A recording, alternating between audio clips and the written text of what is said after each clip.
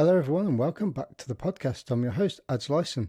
If you want 15% off your surfing and outdoor gear, look no further. Go to Northcore on the internet and use the code, capital letters, Grumpy Surf with an extra capital F on the end of surf to receive 15% off your purchase. This is part 2 of the podcast with Devon Howard. In this part, we talk about Devon's journalism and photography, the WSL Longboard criteria, and the new surfboard concepts he's working on at the moment, plus a bunch of other subjects. So please enjoy part 2 of the show with Devon Howard. Talk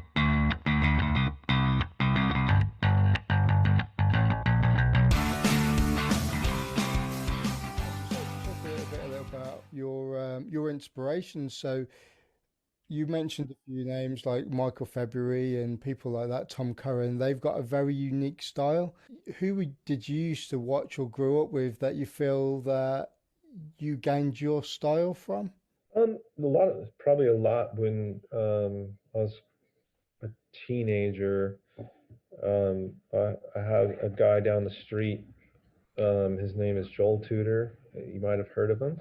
And yeah, it's not really a big deal, is he? So he was, his brother and I are the same age. Joel's 2 years younger, same age as my brother.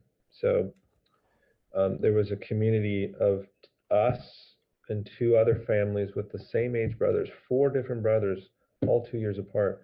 So we all ran around, skateboarded, rode bikes. The father would take us surfing, Joel's father. Anyways, when Joel got older, we know what his story is, and he would bring home, he'd go travel in his mid-teens. He'd bring home these videos from Australia from a guy named Dick Hoole. And Dick Hoole had this stash of old surf videos. So back then, there's no internet, and the only way to sort of see what's going on is what's happening in your lineup or through old surf VHSs. And I gravitated toward the styles of a few surfers. I really loved Billy Hamilton's style. I really loved Nat Young's style, and Mickey Dora. Not Mickey Dora the person, but I really admired the way he surfed. And I would say that I sort of, because I'm tall and not as lean as I was, but back then I was pretty tall and skinny and lean. You sort of, I think you look toward body types that are similar to yours. You see the guys who would like a Mark Occhilupo. They're usually a little bit shorter or stockier, because you can kind of envision your frame with that person. So, and then Skip Fry. All of these people that I just mentioned, they all had very different styles, but 60s surfing especially was in a trend, and it sort of went on into the 70s, was about quiet surfing, and not a lot of arm movement and lots of waving. Those surfers also have more of what I'd call an upright style. So I'd say those were the main influences early on. And then later on, seeing the surfing of Michael Peterson on those little MP single fins. Those are not eggs. People would call those a mid-length board today, but again, that's a debatable term. The whole mid-length term is just something that was made up essentially by the surf industry to group together a bunch of boards in that middle ground. It's like, what do you call these things? They're not shortboards, they're not longboards, they're mid-lengths.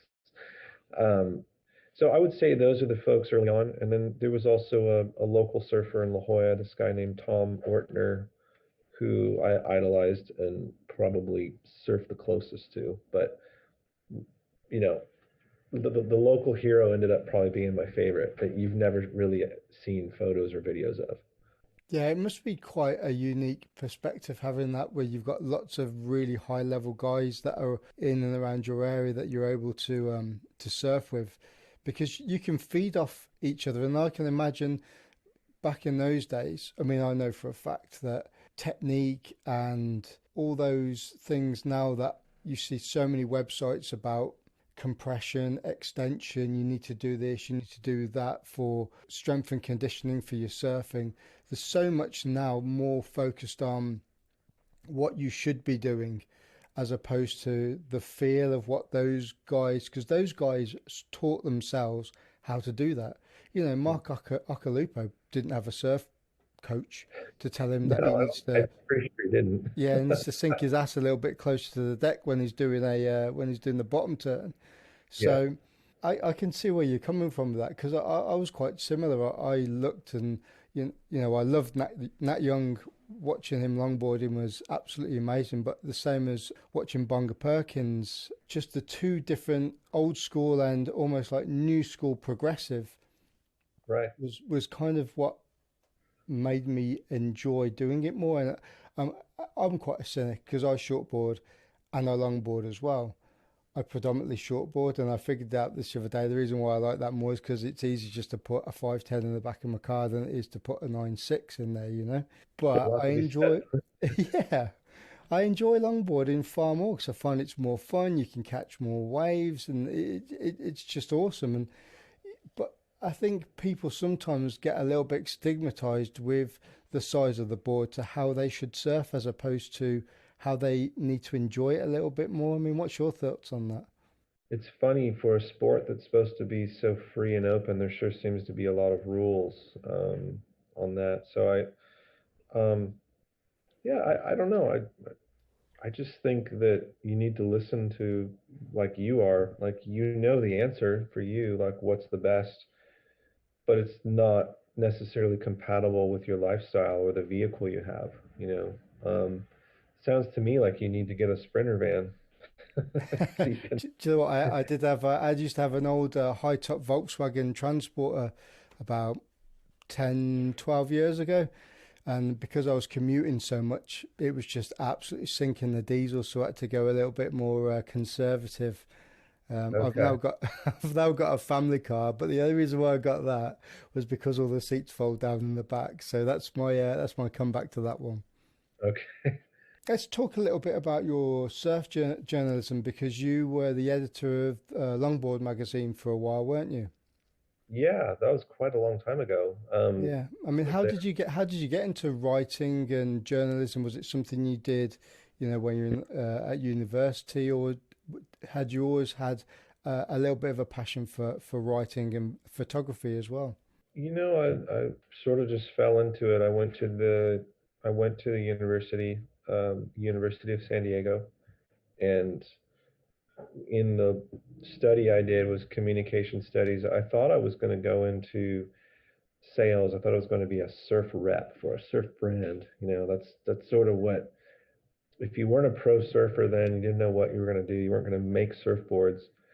The next best job was a surf rep because they were driving up and down the coast and they got to surf everywhere.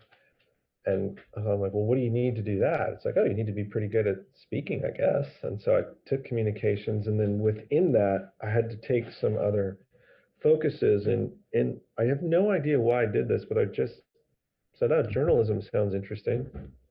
That'll be fun. And that opened my eyes to the possibility of writing about surfing. And so I begged and pleaded the editor at Longboard magazine to let me do an internship.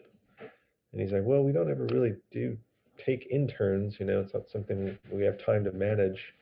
I said, well, you know, I just gave that whole classic speech of, you know, give me a broom and I'll do whatever. I'll do anything. I'll take the trash out. And so he gave me a shot at that and gave me little bits of things to do, and I was able to learn quite a bit. And at the same time, somehow, I mean, it was my goal to impress upon the editor, you should hire me. So did the internship. They were stoked, and I just mentioned, hey, I'm going to be out of school in 6 months. Just saying, if you want to hire an associate editor, I've got to be available. And so they created a position for me that didn't exist, and I was hired right out of school. Pretty sweet, and just sort of fell into that, and I really had a blast doing it. It was, you know, my dream was to be a pro surfer, but I honestly wasn't good enough to to pull down sponsorships and find a way to support that dream, you know, that fantasy. And but it seemed like a pretty good, I in a way I kind of thought I was gaming the system, or I thought I was pulling off a pretty good scam, which was getting paid to write about surfing, and that magazine would pay for me to go on these places to write about it. Like, this is just as good as being a pro surfer. So did that. Who wouldn't want that though? To get paid to write them, take photos and stuff. It'd be amazing. Yeah, man, it was really like a dream job, and I knew everyone always says don't go into journalism because you're not going to make any money. Well, that obviously is true. I didn't, but the experiences that went with it, it was nuts. The best thing that I pulled off while I was there is I convinced the editor, I'm sorry, the editor in chief, the owner, Guy Motil, and I convinced him that it would be a great way to cover competition coverage is to send me to the event, and I should surf in the event too. Just saying. So, and I had no sponsorship. So Longboard Magazine was my sponsor. I used to put a Longboard Magazine sticker on my board, and I entered the events and ended up doing pretty well. A couple of years I was got number 5 or number 6 in North America, which I thought was pretty amazing, and that earned a spot for me to go to the World Championship events. So that was a great skill. I was there for 5 years, and I ended up leaving after 5 years and going off into the freelance world. And along the way, during that time, I picked up a camera and began photography. So for a few years, I was a writer and photographer, and then from that, I spun out of that into the marketing world, which, if living in California is very expensive. It was getting hard to exist off of the measly dollars I was making writing and shooting photos. And you can tell from my life, I never was like motivated by the money. It wasn't, but there does come a reality of like, geez, I'd kind of like to not be owing 10 grand on my credit card at the end of the year. It seems like this isn't working. So then I got into the marketing world and was able to exist without having debt looming over me at the end of the year. Took all those skill sets, brought it into the marketing world, and it just so happens that marketing turned into a storytelling type of business because now brands tell their own stories on their own websites, their own social media, and the same exact skill sets of telling a story, apply. And so it was a pretty easy transition, and that's what I've been doing for years since then. Is Like, that where the Blue Sky Collective came from? Was it you kind of had all these connections with different people and you just almost like tied them together as such? yeah, so I have a network of freelancers. I know a lot of graphic artists, video folks, and so I would be, the guy who would get the band together. A brand would want to do a certain project, whatever it is. Maybe they want to do a catalog, redesign a website. I'd talk with them, make the game plan, find all the subcontractors, and we go run off and do it. Yeah. So the business I have, Blue Sky Collective, is just, it's sort of a hub for freelancers. And it just so happens that, most of the work I'm doing now that keeps me busy is with Channel Islands and also with the World Surf League. They hired me to head up their longboard tour and just help them make it a success. For years, it sort of existed and just wasn't really moving forward. And there's a lot of reasons why I wasn't. So the last few years, we've been addressing that. The main thing is giving it a focus and a point of view that is relevant with the viewership. Like what do most of the people that would tune in to watch longboarding, what do they want to see? And if you make a product, you should understand your audience and your customer. If your customer really wants pink surfboards, like they really want pink surfboards, but you just continuously make blue ones, you're probably not listening. You're not, you know, um, and the job is either to convince them to abandon the pink ones and go with blue, or start making really good pink ones. And that's kind of what was going on with the longboard tour. There was a real focus on high performance longboarding, which just for the record, I personally have no issue with, no axe to grind whatsoever. I can and have ridden boards in that fashion. Um, but I do understand that a greater number of people were interested in seeing a traditional type of longboarding. And I think that's because on the championship level tour, let's say, the shortboard tour, let's call it that, that's the highest level, most athletic, highest performance surfing you can see in the world. And then when the longboard comes in, um, it's it's just a fact that the longboards can't surf that as good as those guys on that kind of surfing. You just can't. The only difference is they can walk to the nose. That's really the only point of difference. And those nose rides on those boards are not as good or mind blowing as they can be on a traditional board. This is all obviously subjective. Anyone listening to this could completely 100% disagree and think that traditional longboarding is boring and taking us backwards. But um, I was hired to do this. This wasn't my idea. Like I didn't wake up and say, I'm going to make the WSL longboarding traditional. They came to me.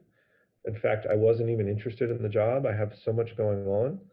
I turned it down, and they came back another time or two, and we worked it out. I'm like, okay, I'll let's see how this goes. Let's give it a shot. And in just a really short time, it's a bummer that COVID sort of happened just as we were getting some momentum. We are hearing really good feedback that people are liking the direction of it with this focus on traditional. And I think what's happening is if you understand products, there's a thing called a point of difference, of if I'm going to get, let's say this is an iPhone, right? Well, there's the Galaxy phone and there's a number of other phones, but there's points of difference that is a proposition to the consumer of how to, like, why should I care? Why should I pick that phone? And the point of difference for us with the longboard surfing is that this is a traditional form of surfing that has more of a focus on the beauty of it than it does the performance or the athleticism. Now, that may not be interesting to some people, and they don't have to watch longboarding. Just don't watch it. But if you want to watch it and you like both, it makes a whole lot of sense that now I can compartmentalize, like, okay, this is that CT surfing. It's the highest level. These guys are doing airs, the biggest barrels. That's amazing, but it's also something that 99% of people cannot do. We know that most people cannot surf like that. Not going to happen. Then with longboard surfing, just like how even you described, you can relate to that because it does seem realistic that I could go on the weekend, maybe not be as good as, Harrison Roach or, Honolulu Bloomfield, maybe not as good as they do it, but I can get close or at least feel reasonably close. And there's a noticeable difference in the product. And now if I tune in, I can appreciate them on their own. Like different types of racing sports, they're very different. The cars are so different. This is a circular track. This is through the city. I can really appreciate the difference. So that the job has been to establish that. And I think that's debatable, but I do think that we've gone in a good direction. We're getting people's attention. Unfortunately, we're on a major pause with COVID. Yeah, I think you brought out a really good few points there. And if you want to tie in the WSL as longboarding and shortboarding, you're trying to create a product, a sport, even though surfing originally is all about, is, depending on how you look at it, about lifestyle, about traveling, about meeting new people. But when you want to put something up onto a platform, where you've got the world's best on your screen and you're watching them, you're always going to have people who are going to be the haters that are going to have an opposite of opinion of something, i.e., we want to watch performance longboarding. No, we don't want to watch that. We want to watch, traditional longboarding. But there's always going to be a happy medium somewhere. I mean, some of the waves that you hold the contests in, they're pretty decent sized waves as well. And even on a single fin traditional longboard, you can still do progressive maneuvers on them because of the way that shaping has evolved over the years as well. You know, Sure. with a single fin, you can still have a rail that holds and does a really good bottom turn and does a really good, whether it's, I don't know, a snap potentially, or a really good drawn out top turn to put that sprout, which is what people want to see, really. So Sure. I think the evolvement of everything, people just need to kind of get off their high horses and just realize that, there's so much different comparison and different styles of surfing. You just need to take it for what it is and just enjoy it. Yeah, absolutely. You know, we had a tour that got put on hold because of COVID. We pulled off Noosa, which was the end of February, and as everyone knows, is that sort of middle March is when globally everything just kind of just shut down. Um, so we did have an event scheduled for Lower Trestles and Malibu. Those were sort of suspended, I guess, and then we ended up doing a specialty event at the Surf Ranch, Cuervo Classic. That was an experiment. I think some aspects of it were a success. Some aspects could have been improved. The broadcast itself was way too commercial. That it felt like a Jose Cuervo commercial, which was unfortunate for Jose Cuervo because the people that I know the crew there, they're really good people, and they didn't want that. They didn't want it to be like this crazy commercial. They just wanted to support the event. So we learned that that needs to be like reeled way in next time if we do something like that. And I think that's really good feedback. So anyone listening, hopefully you don't have a bad taste in your mouth from that because that's something we'll push away from doing that again. So we're looking at later this year, assuming that these vaccines and assuming that politically the world starts settling down, we could be back on in the September, October timeframe. We do have a permit for New York. We do have a permit for Malibu. And we also have a slot back at the Surf Ranch. So, unless this is going to change for some reason, we were going to honor the points of the surfers from Noosa last year, which Joel Tudor and Khalees had won the event. It'd be a bit unfortunate for them to have that lead and just say too bad. I suppose we could do that, but I don't know. It just seems like kind of fair to let them carry it on. It's no one's fault what happened, and then pick up where we left off with New York. So fingers crossed that we can get going again with that, and looking forward to that happening. Yeah, that should be an amazing event to be put on there, especially if COVID dials down a little bit and we can start getting a little bit more people to come and watch the events.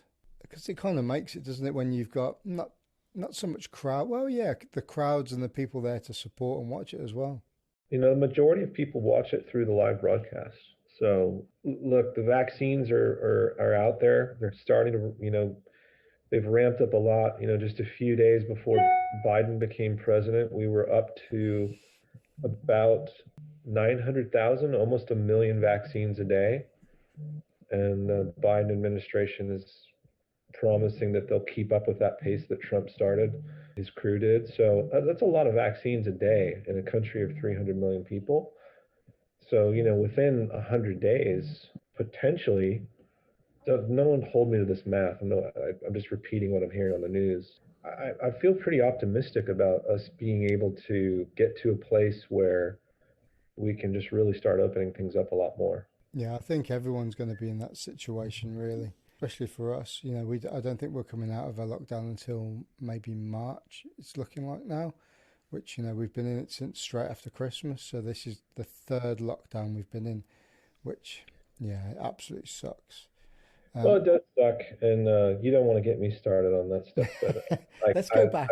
yeah, Let's I go don't think back. lockdowns don't work. So, I mean, the Yeah. common sense works, being decent works, but the lockdowns, they don't work. So let's move on. Let's wear our masks and take care of ourselves, be healthy, and get this show on the road, man. What are your thoughts on social media and the edits and the short films and the vlogs that pros and so different people are pulling out the bag these days? Is it a good thing? Is it a negative thing? Do you think it affects the magazines as well? Because, like Surfer Magazine went down last year, didn't they? Yeah, well, I think it's already been proven that it did. I mean, it put an end to all of them, really. I mean, the only one that's survived fully has been the Surfer's Journal, but they really set themselves up to be successful. It's a subscription, a subscriber-based business model, and they just don't air everything out on their social media, and they keep the content sort of under wraps and drive people to getting the publication. If you really care about long form editorial, you're a Surfer's Journal person. But that's a pretty small number of people. I think there are 25 to 30,000 subscribers is a number I've heard thrown around, at whatever it is. What is it? 90, is it 60 or 90 bucks a year to subscribe to the Surfer's Journal? They're able to survive everything you just described, and in fact they're thriving, and good on them, and I'm glad that they're there and doing that for people that enjoy that longer form content. But we are in a fast food culture. We do like to just nuke our burrito and eat it on the way to the beach, so that that is more of these little bite-sized pieces on social media. I embrace it. I'm not against it. I'm always okay, like changing with the times. I like to be focused on what's now and what's happening, and I do think there's some real positives.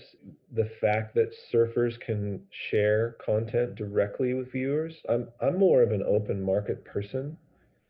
I do not. I'm a huge critic of large media. You and I are old enough to remember that to communicate with the world, there were people that had the keys to the castle. And if you had a surfboard brand and you wanted to communicate with somebody, you would have had to go through, I don't know, Carve or Wavelength, or I'm not sure what magazines are in the UK, and this is nothing against them. This is just anywhere. You would have had to go run the ad, literally pay through the teeth for someone at a business your size. Well, you don't have to do that anymore. And I personally, I think that's pretty awesome. I think the whole idea of the internet originally, before all these media people have like completely taken it over, and that's a whole other conversation. The whole idea of the original person of the internet was free information for everybody and access to info. And I think we're in a really cool time, political news aside, just focusing on surfing only.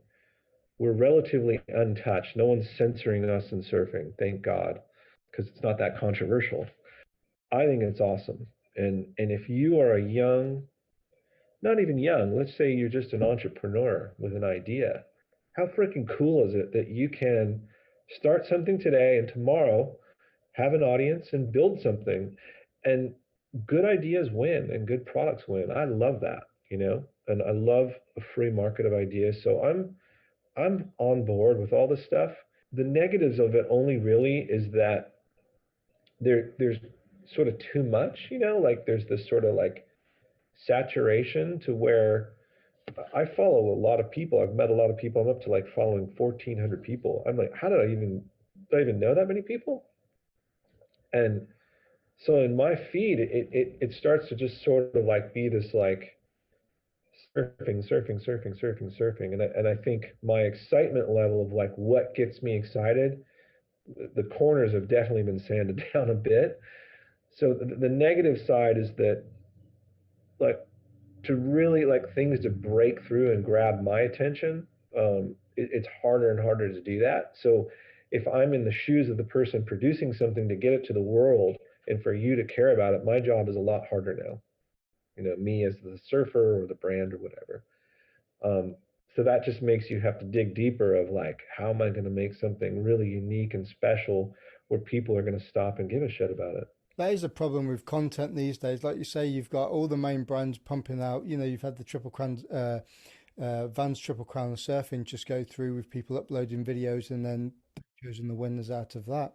Again, really good way to do it in time. But anybody can upload their edits on there. It's just the way that they put it out there. But yes, it is a really good way of exposing yourself, whether it's through surfing or any other form. Whether I don't know whether you're into influencing, people are these days. Don't know why it's a bit weird, but there you go. Um, Yeah. but that's a different conversation altogether. But you know, there's lots of different forms to go from it. But I always remember the first film, proper feature film I ever went to watch was Billabong Odyssey in Plymouth, because surfing films weren't really put here in the UK into major cinemas when they were released. Got them onto DVD or VHS, or you know, you can download them now. So when I went to I was really excited because the next day I was going out to Bali, and I was like, oh, I'm so amped for this. And I just kind of don't get that anymore because, well, do I get it? Sometimes maybe if there's a decent thing coming out, like there's a new Tom Curran edit coming out that I'm quite excited about, which I think is out now. But It's coming out. That actually comes out today at 3 p.m. California time. So I don't know if that's like close to midnight your time, but yeah, so that's really cool because you don't really see that much stuff with Tom Curran because he's quite an elusive character. But that, you know, that's the sort of stuff you want to get amped on. But my point being is that content is being pumped out so much, you almost become a little bit used to it, and you just become numb to everything. And you're like, because it's in your face, you're like, oh, brilliant. yeah, another 50-foot wave at Jaws. Oh well. Yeah, when you used to think, you know, again, Holy sh- Yeah, Billabong Horizon, that opening scene where you've got the swell just generating, it keeps growing and growing and growing, and you sat there going, "Oh my God!" And like you're just saying there, okay, we just watched somebody else surf another 40-foot wave, just get towed in with a million other people out there. Okay, it's Yeah, just the norm now. Uh, yeah, that saturation thing, I think, is killing it a little bit, but it's still good to be able to get your content out yeah, there. yeah. I mean, and that's like I said, it things. The downside is things are watered down. You know, I know the editor at the Surfers Journal says it's so hard now for them to uncover unheard stories. You know, because everything's so well covered. But I still don't think I would change it because I think as a consumer, we're in charge of what we consume. And you can just start unfollowing people, you know, just follow things that are interesting to you. And I think that's pretty cool that you can create this world where you're sort of checking out stuff that you're interested in.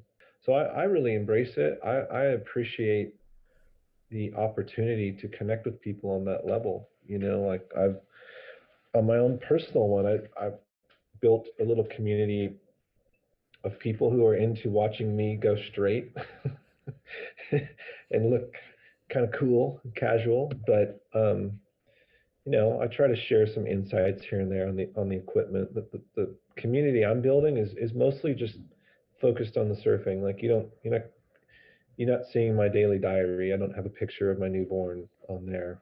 There are going to be people who really love and appreciate and just want to see that, and there are going to be people who will unfollow me because there's no depth to it. They want to know, maybe they want to know more about me as a person, or they're more interested in like what my garage looks like, or whatever, you know. So Hey, you could start a new fashion line. You could have Devon Howard's, like, you know, shirts or something like that going out there.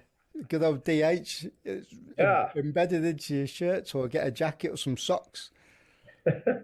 I do. I have a pretty good shirt collection. I should start sharing that. That's I've gotten all these shirts over the years, and I'm not a hoarder, but it's just for some reason when I get a cool button-up shirt, I'm like, "Ah, I can't get rid of that. I might wear it again. You never know." So I've Yeah, got my shirt collection consists of hibiscus Hawaiian shirts and cowboy like mop square shirts that are in my wardrobe. So you have a baseball shirt on right now.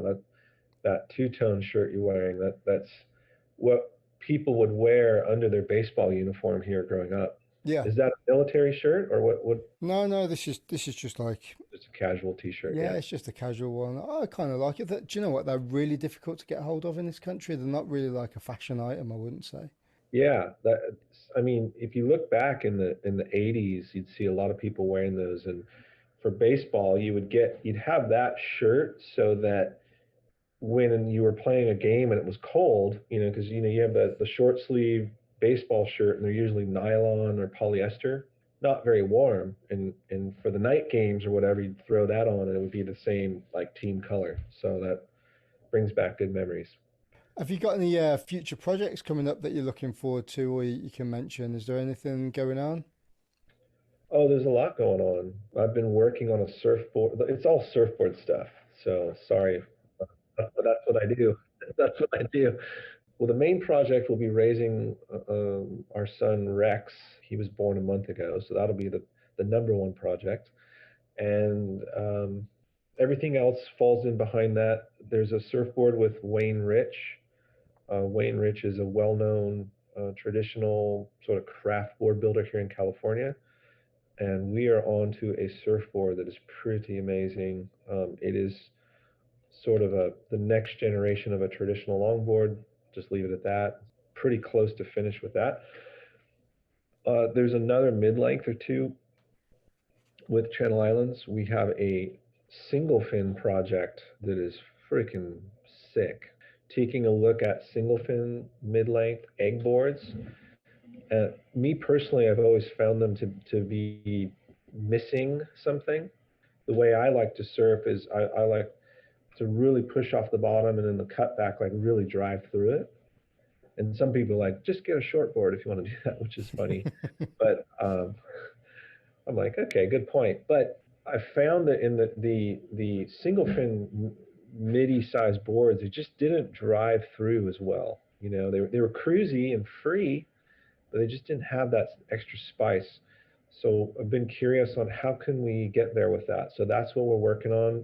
I think we've unlocked something that's pretty spectacular. So in a few months, I'll be sharing some info on that. So keep your eyes peeled. Really cool. We made an actual new fin template as well, and it has a lot to do with a very unique contour on the bottom. I'll just leave it at that.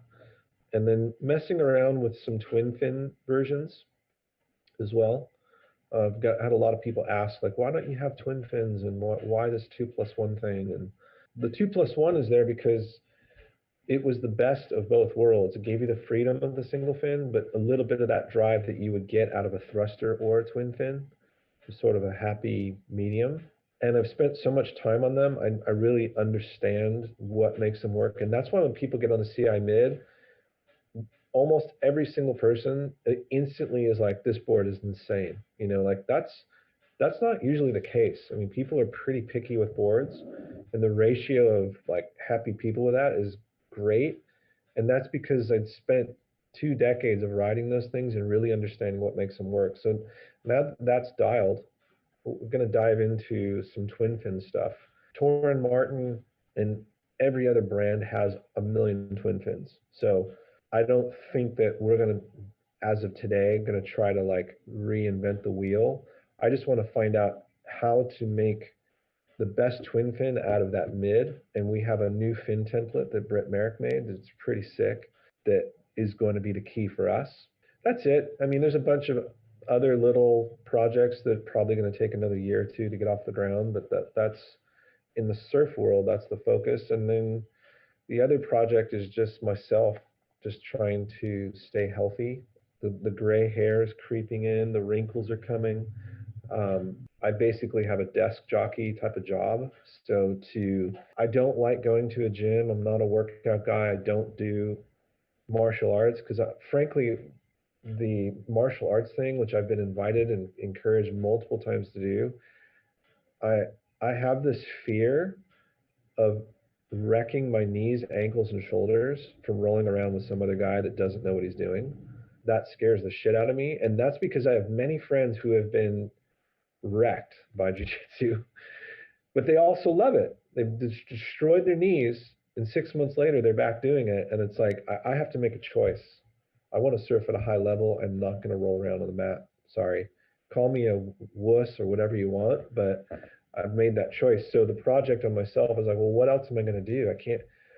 So I've been doing this, you know, I'm not going to claim anything, but for a number of weeks now, I've really committed myself to an exercise regimen every morning. I missed it this morning because I chose to use this time for that. So I've sacrificed my body for the grumpy surfer today, but I'll make up for it tomorrow. I'll go to the gym for you later if you want.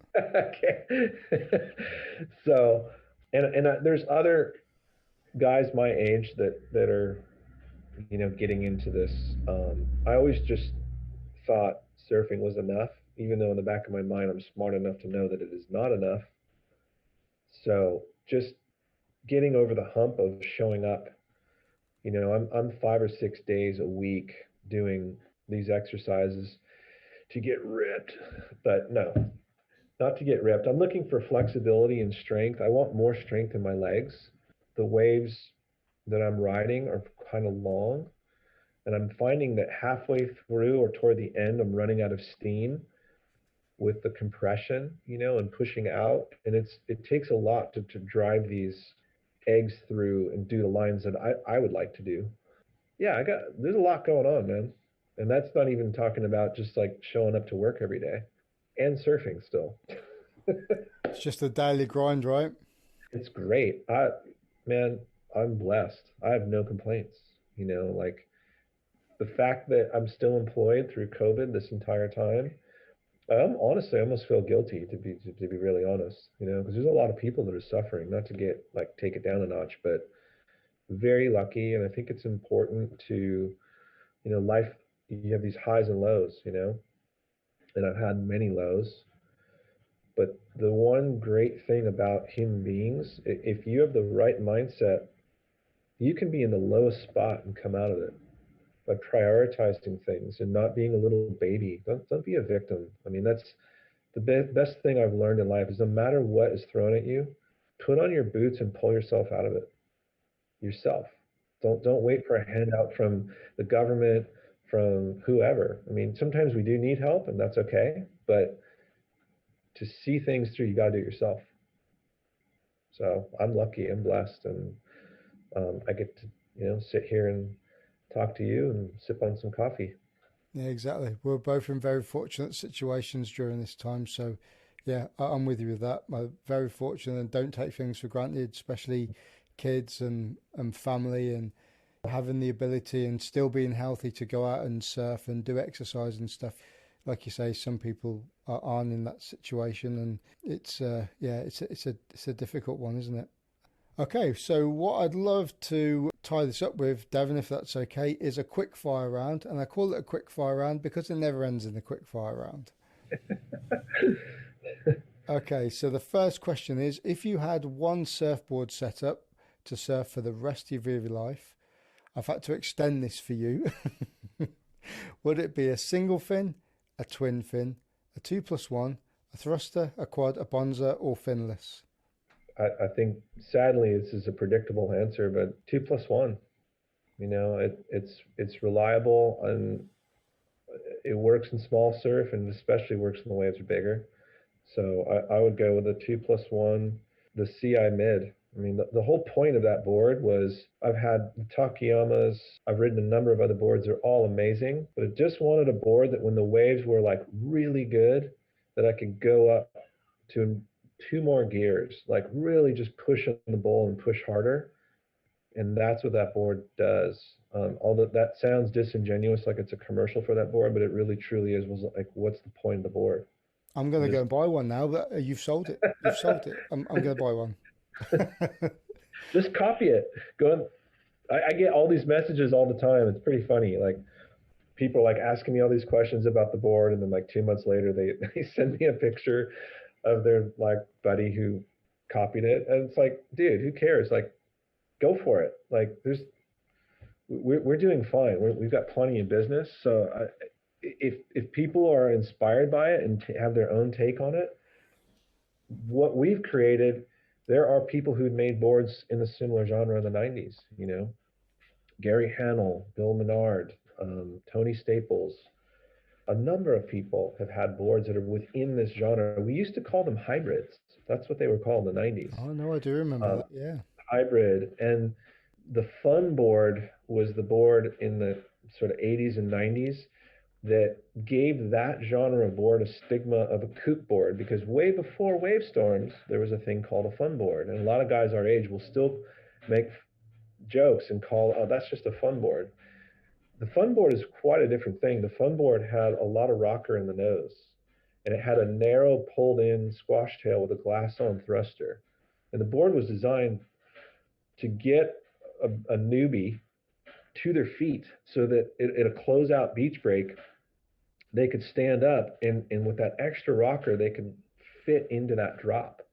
But the problem is with all that rocker is if you want to surf the way that I have been and what I appreciate, if you want to do the Michael Peterson thing and haul ass down the line, you need to drop that entry rocker. So that's what the hybrid is. Good answer. It wasn't a fire. It wasn't a fire answer. Sorry. That's good. Favorite surfer and why? I mean, this changes for me. For a while, I was really into Torrin Martin, and I still am. I think for obvious reasons. And and then I've really shifted gears on that a bit, not in a bad way, toward Michael February. The reason I like Michael February is, and I just put a post of him up literally a day or two ago of him surfing. And what I said in it was, I really appreciate how adaptable he is. And there's a few surfers in my lifetime that I've seen be as adaptable. The other one would, of course, be David Rostovich, who for a number of years, my answer would have been Rasta. And Rasta's still amazing. But I think I'm just drawn to people who can take their ability to ride waves and apply it beautifully to whatever they're on, Even if Michael February had never ridden a traditional log in his life, I'm pretty confident that he would figure it out and it would look just beautiful. So I'm going to go with Michael February. And to boot, I've gotten to know him a bit, and he is a gem of a human being. He's a gentleman, and I like his whole trip. Yeah, his whole. I think flow is used quite a lot these days, but his ability to effortlessly generate speed and turn and use the relief of a wave as it's going is what makes his style so unique, I think. Yeah, yeah. Okay, first surf film you ever watched? Endless Summer on Beta. If you remember Beta, there was VHS and Beta. We had a Sony Beta machine, and it was the second movie we rented when my family bought a VCR, a machine. Did you call it a VCR machine? And it was like VHS tapes or Beta. And the first movie we watched was Tootsie. If you remember that movie with Dustin Hoffman. I think I do, yeah. Did they have a pink cover on it or something like that? I think so, yeah. It was it was way ahead of its time in this whole transgender movement. It was a man who was having trouble getting a job, so he applied as a woman and he got the job. Anyways, kind of a weird film to watch as a little kid. And then Endless Summer was the next one. Nice. I had a Betamax as well. Well, we used to call them Betamaxes, not betas. They were like they were like a smaller version type of a VHS, weren't they? Yep. Yeah, they were. Yeah, I had two-thirds the size. I had Tubular Swells on the Betamax. I got that from Australia. Ooh, yeah, that's a good one. It's quite unique. The last surfing film you ever watched, or you have watched? Man, you're stumping me here. I don't even know because everything I watch now is so short. Good question. Yeah, I know what it was because I saw it in the theater. It was a Chris Burkard movie, the photographer, if you're familiar with Chris Burkard. The name rings a bell, yeah. Yeah, if you look him up, he's like got millions of followers. I think it was called like something Under the Northern Lights or something. It was a surf film that they did up in Greenland or Iceland, sorry. Is that the Red Bull movie? I don't think it was Red Bull. No.